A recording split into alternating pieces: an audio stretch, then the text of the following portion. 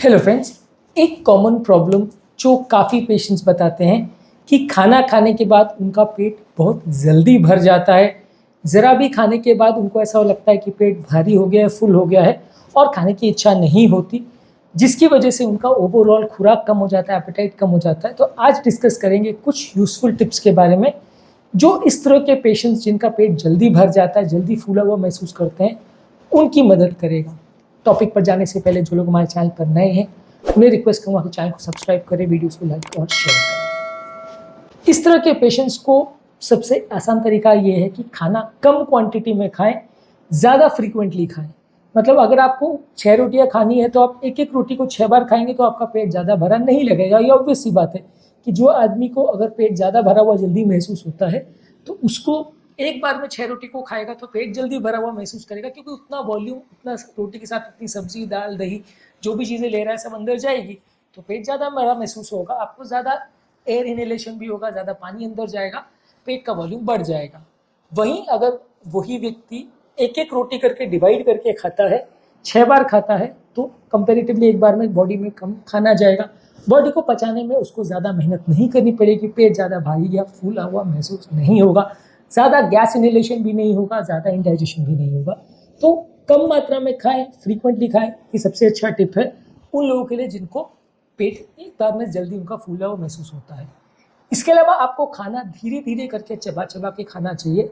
कहा जाता है कि एक कौर को कम से कम भी 20 से 25 बार आपको चबाना चाहिए, तब उसको निगलना चाहिए, तभी वो पूरी तरह से मुंह में मैस्टिकेट होता है और तब पेट को उसको डाइजेस्ट करने में आसानी होती है। लेकिन यदि आप खाने को मुंह में डालते हैं और तुरंत निगल लेते हैं, चाहे किसी एंग्जाइटी की वजह से, किसी जल्दीबाजी की वजह से या आदत की वजह से, अगर आप जल्दीबाजी में अगर खाने को खाते हैं तो पेट को डाइजेस्ट करने में उसको ज़्यादा टाइम लगता है, वो ज़्यादा देर तक आपके पेट में भरा हुआ रहेगा, क्योंकि एंजाइम्स को और पेट को उसको ज़्यादा मेहनत करके उसको डाइजेस्ट करना पड़ेगा ताकि उसमें जो पौष्टिक तत्व हैं वो बॉडी अब्जॉर्ब कर सके। तो इस वजह से आपका पेट ज़्यादा देर तक भरा रह सकेगा, उतना जल्दी वो बॉडी उसको डाइजेस्ट नहीं कर पाएगी, जिसकी वजह से लंबे समय तक आपको पेट भरे होने का एहसास होता रहेगा। तो खाने को धीरे धीरे करके चबा चबा के खाएंगे तो इससे आपको ज़्यादा फायदा मिलेगा। इसके अलावा आप खाने में न्यूट्रिएंट डेंस फूड को चुनिए, क्योंकि कई बार क्या होता है कि सीमित मात्रा में विटामिन और मिनरल्स और पौष्टिक चीज़ों को पाने के लिए हम बहुत ज़्यादा मात्रा में अगर खाना खा लेते तो उतना फ़ायदा नहीं होता। At the end of the day हमारे शरीर में हमें पोषण चाहिए, कुछ विटामिन, कुछ मिनरल, कुछ प्रोटीन्स, कुछ अमीनो एसिड, कुछ फैट्स, ये सारी चीज़ें चाहिए। तो वो सारी चीज़ें अगर हमें कॉन्सेंट्रेटेड फॉर्म में किसी और चीज़ में मिल रही है तो हम उसे ज़्यादा प्रेफर करेंगे।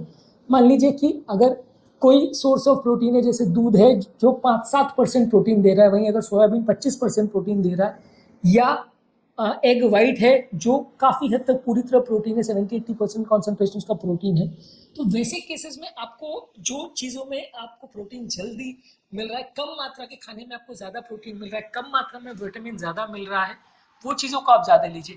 मान लीजिए किसी फ्रूट में विटामिन ए या विटामिन सी थोड़ा सा है और किसी दूसरे फ्रूट में विटामिन सी बहुत ज़्यादा है, तो आप जो चीज़ में ज़्यादा विटामिन सी है उस चीज़ को अगर प्रेफर करेंगे तो आपको कम खाना खाना पड़ेगा, कम चीज़ें लेनी पड़ेंगी और बॉडी की रिक्वायरमेंट पूरी हो जाएगी। तो कॉन्सेंट्रेटेड फूड के सोर्सेज को ज़्यादा प्रेफर करिए जो कि आपकी विटामिन मिनरल्स की रिक्वायरमेंट को कम खाने की मात्रा में भी पूरी कर सके। इसके अलावा हाई फाइबर वाली चीज़ों को मत खाइए।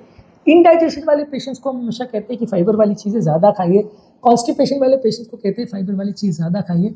लेकिन यदि किसी को गैस का प्रॉब्लम है, ब्लोटिंग का प्रॉब्लम है और अगर पेट जल्दी उसका फूला हुआ रहता है तो फाइबर को उसे कम खाना चाहिए, क्योंकि फाइबर वाली चीज़ें बॉडी को पचाने में टाइम लगता है, बॉडी उसको धीरे धीरे करके पचाता है और वो पेट में गैस बनाता है। तो जो लोग को भी गैस का या ब्लोटिंग का प्रॉब्लम है या पेट जल्दी फूल जाता है, फाइबर वाली चीज़ें जैसे साग सब्जियाँ वगैरह उनको थोड़ी कम मात्रा में खाना चाहिए।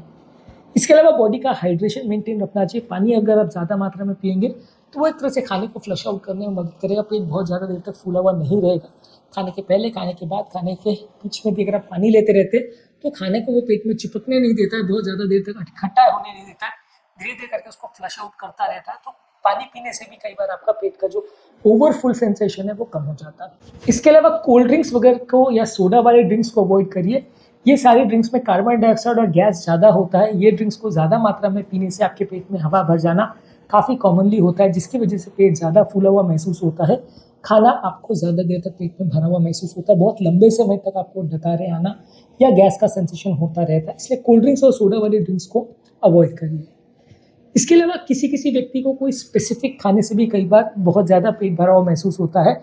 वो चीज़ों को आइडेंटिफाई कीजिए और उन चीज़ों की एक डायरी में एंट्री करके रखिए कि ये आज मैंने खाया था, इसकी वजह से मुझे आज ज़्यादा प्रॉब्लम हो रही है, तो अगली बार उस चीज़ को अवॉइड करिए। हर व्यक्ति के लिए ट्रिगर पॉइंट्स अलग हो सकते हैं। किसी को गेहूँ से होता है, किसी को दूध से होता है, किसी को कोई पर्टिकुलर सब्जी से होता है, किसी को कोई पर्टिकुलर खाद्य पदार्थ से होता है, फलों से होता है। अगर आपने आज महसूस किया कि यार ये पर्टिकुलर मैंने आज फल खाया था या ये पर्टिकुलर सब्जी खाई थी, इसके बाद मेरा पेट गड़बड़ हो गया, इसके बाद मुझे पेट दर्द होता रहा, इसके बाद मुझे प्रॉब्लम ज़्यादा देर तक महसूस होती रही, तो उस चीज़ को अगली बार आप अवॉइड करेंगे तो ज़्यादा अच्छा रहेगा। इसके अलावा आपको मेंटल स्ट्रेस को अवॉइड करना चाहिए। जितना दिमाग पर मानसिक तनाव होगा उतना आपके बॉडी की एंजाइम्स और डाइजेशन प्रॉपर नहीं हो पाएगा, पेट को डाइजेस्ट करने में चीज़ों को टाइम लगेगा, पेट की मोटिलिटी भी ये सारी चीज़ों से अफेक्ट होती है यदि आपके माइंड में स्ट्रेस रहेगा। तो योगा, प्राणायाम, डीप ब्रीथिंग एक्सरसाइज, ये सारी चीज़ें करके मानसिक तनाव को थोड़ा कम करें। इसके अलावा ज़्यादा चीज़ों को लिक्विड फॉर्म में लीजिए। बहुत ज़्यादा सॉलिड खाने के बदले कुछ चीज़ों को लिक्विड फॉर्म में लेना कोशिश कीजिए। बहुत सारे टमाटर खाने के बदले अगर आप टमाटर का सूप पी रहे हैं, बहुत ज़्यादा फल खाने के बदले फलों का जूस पी रहे हैं, बहुत सारे सब्जियों को आपने मैश करके एक उसका सोल्यूशन जैसा बना लिया, या खाद्य पदार्थों को मैश करके उसका एक आपने बाउल बना लिया, या ओट्स जैसी चीज़ें ले ली जो थोड़ा लिक्विड फॉर्म में है, वो चीज़ें बॉडी को पचाना ईजी लगता है और वो चीज़ें बहुत ज़्यादा देर तक पेट को भरा हुआ महसूस नहीं कराती है, पेट ओवरफुल नहीं होता है। तो लिक्विड फॉर्म में चीज़ों को ज़्यादा प्रेफर करिए सॉलिड फूड के कंपैरिजन में। जितनी ज़्यादा हार्ड और सॉलिड चीज़ें आप खाएंगे उतना पेट ज़्यादा देर तक भरा हुआ महसूस होगा, क्योंकि बॉडी बेसिकली उसको जब डाइजेस्ट करती है तो सॉलिड को लिक्विड में ही कन्वर्ट करती है और एक तरह से सेमी सॉलिड या लिक्विड फॉर्म में कन्वर्ट करती है, उसी फॉर्म में वो नीचे की तरफ जाता है। तो यदि आप पहले से लिक्विड फॉर्म में फूड ले रहे हैं तो बॉडी को उसको पचाना थोड़ा आसान रहेगा। ऐसा हर चीज़ में एप्लीकेबल ऐसा नहीं है, लेकिन ज़्यादातर चीज़ों में अगर आप सेमी सॉलिड या लिक्विड फूड लेते हैं तो बॉडी को पचाना थोड़ा आसान रहता है। इसके अलावा खाना खाने के बाद आप सीधे बैठिए और तुरंत लेट मत जाइए। यदि आप खाना खाने के बाद अगर तुरंत लेट जाते हैं तो ग्रेविटेशनल फोर्स की वजह से खाना वापस मुंह को आता है, जिसकी वजह से एसिड रिफ्लक्स और एसिडिटी का प्रॉब्लम, ब्लोटिंग का प्रॉब्लम ज़्यादा होता है। जिन लोगों को भी पेट भरा हुआ महसूस होने का प्रॉब्लम है, या अर्ली सेटाइटी का प्रॉब्लम है, गैस या ब्लोटिंग का प्रॉब्लम है, उनको खाना खाने के बाद लगभग 1-8 घंटे तक सीधे बैठे रहना चाहिए या कुछ खड़े में काम करते रहना चाहिए। तुरंत सोना नहीं चाहिए। यदि आप खाना खाने के बाद तुरंत सो जाते हैं तो ब्लोटिंग का प्रॉब्लम या पेट भरे होने का प्रॉब्लम ज़्यादा बढ़ जाएगा। इसके अलावा एक फूड डायरी मेंटेन करिए अपनी सिम्टम्स के हिसाब से। कौन कौन सी चीज़ें आज आपने खाई उससे आपको प्रॉब्लम हुआ या नहीं, कौन कौन सी चीज़ें आज खाई जिससे आपको प्रॉब्लम हुआ, ये सारी चीज़ों को मेंटेन करिए। तो इससे आपको पता चलेगा 2-4 महीने के एंड में आपकी एक प्रॉपर डायरी बन जाएगी, एक प्रॉपर एंट्री बन जाएगी कि ये 25 चीज़ें हैं जिसको खाने से प्रॉब्लम नहीं होती है, ये 25 चीज़ें खाने से प्रॉब्लम ज़्यादा होती है। तो आप अपना फूड सिलेक्शन कर पाएंगे और अपने डाइटरी रिक्वायरमेंट्स और अपनी टेस्ट रिक्वायरमेंट्स सब चीज़ों को मैच कर पाएंगे। अगर 25 प्रोडक्ट्स या 50 प्रोडक्ट्स आपने लिस्ट बना लिया तो आप अलग अलग दिन उनमें से चीज़ें खा सकते हैं, और जो चीज़ें आपने अवॉइड करनी है उसका लिस्ट बना लिया तो आप उनको अवॉइड करेंगे, तो आपको कंपेरेटिवली प्रॉब्लम्स कम दिन होगी या ज़्यादा प्रॉब्लम नहीं होगी अगर आप उस सारी चीज़ों को अवॉइड करेंगे जिससे आपको हमेशा प्रॉब्लम होती है। इसके अलावा कुछ कुछ मेडिसिन की वजह से या कुछ कुछ बीमारियों की वजह से भी पेट ज़्यादा फूला हुआ महसूस हो सकता है। तो ऐसे केस में आपको आपके डॉक्टर को दिखाना है, आपकी मेडिसिन को एडजस्ट करवाना है, आपके खाने पीने के पैटर्न को एडजस्ट करवाना है, इससे भी आपको थोड़ा बेटर लगेगा।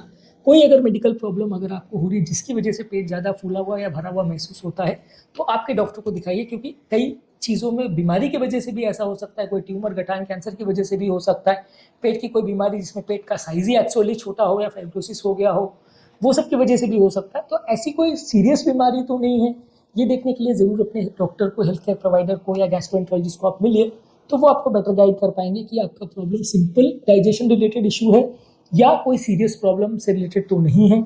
क्योंकि सीरियस प्रॉब्लम्स वगैरह जो है वो इतनी आसानी से डाइटरी मॉडिफिकेशन करके या थोड़ी बहुत दवाइयों को एडजस्ट करके उनको मैनेज करना मुश्किल पड़ता है। तो सीरियस प्रॉब्लम है तो नहीं, एक बार आपके डॉक्टर को दिखा लेंगे तो ज़्यादा अच्छा रहेगा। इससे लॉन्ग टर्म प्रॉब्लम्स होने का चांस या बीमारी लंबे समय तक मिस हो जाए इसका चांस कम हो जाता है। तो आज के टॉपिक में हमने बात करी, अगर किसी व्यक्ति को पेट ज़्यादा भरा हुआ या फूला हुआ महसूस होता है तो उसे क्या चीज़ें करनी चाहिए जिससे फ़ायदा उसको होगा और पेट बहुत ज़्यादा भारी नहीं लगेगा। आज बस इतने ही पॉइंट्स डिस्कस करेंगे, इसके अलावा बाकी पॉइंट्स को हम इस टॉपिक के पार्ट 2 में डिस्कस करेंगे।